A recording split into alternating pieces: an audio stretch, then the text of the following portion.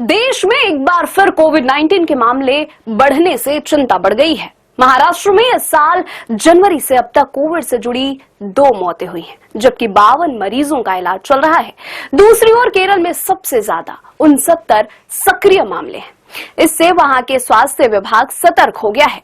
महाराष्ट्र में इस साल जनवरी से अब तक कोविड-19 से संबंधित मौत के 2 मामले सामने आए हैं। जनवरी से अब तक कुल 6066 नमूनों की जांच की गई, जिसमें से 106 कोविड-19 की पुष्टि हुई। इनमें से 101 मरीज मुंबई से, बाकी पुणे, ठाणे और कोल्हापुर से थे। राज्य के स्वास्थ्य विभाग के अनुसार कोविड-19 संबंधित ये दोनों मौतें मुंबई में हुई हैं। कोविड-19 से जिन 2 लोगों की जान गई है, वे पहले से किसी गंभीर बीमारियों से भी ग्रसित थे। मृतकों में से एक को हाइपोकैल्सीमिया दौरे के साथ गुर्दे से संबंधित बीमारी थी, जबकि दूसरा व्यक्ति कैंसर का मरीज था।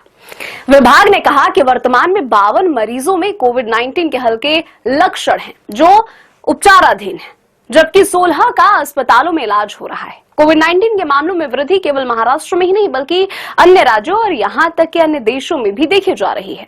उल्लेखनीय है कि हांगकांग और सिंगापुर समेत दक्षिण एशियाई देशों में कोरोना वायरस के मामले सामने आए हैं। सिंगापुर, जिसकी आबादी केवल 59 लाख है, वहां 27 अप्रैल से 3 मई के बीच 14,000 से अधिक कोरोना वायरस के पीड़ित लोग अस्पताल में पहुंचने लगे। प्रशासन इससे चिंता में है।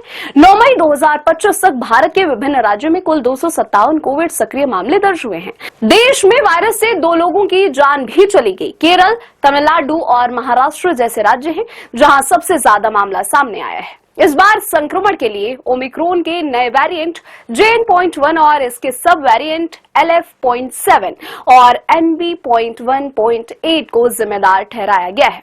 केरल में कोविड-19 के 69 सक्रिय मामले हैं, जो देश में सबसे ज्यादा है। स्वास्थ्य मंत्रालय के आंकड़ों के अनुसार यह राज्य कोविड की नई लहर का केंद्र बना हुआ है। केरल में पहले भी कोविड की कई लहरें देखी गई हैं और इस बार JN.1 वेरिएंट दिसंबर 2024 में केरल में JN.1 का पहला मामला एक 79 साल की महिला में मिला था। राज्य सरकार ने टेस्टिंग और निगरानी बढ़ा दी है।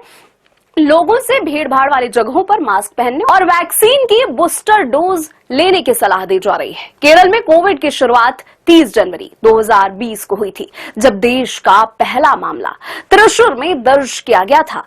विभाग ने कहा कि वर्तमान में 52 मरीजों में कोविड-19 के हल्के लक्षण हैं, जो उपचाराधीन हैं, जबकि 16 का अस्पतालों में इलाज हो रहा है। कोविड-19 के मामलों में वृद्धि केवल महाराष्ट्र में ही नहीं, बल्कि अन्य राज्यों और यहां तक कि अन्य देशों में भी देखी जा रही है। 9 मई 2025 तक भारत के विभिन्न राज्यों में कुल 257 कोविड सक्रिय मामले दर्ज हुए हैं। इससे घबराने की कोई बात नहीं है। अगर आपके आसपास कोई कोविड पॉजिटिव मरीज है तो दी गई गाइडलाइंस का फॉलो करें, सतर्क रहें, स्वस्थ रहें।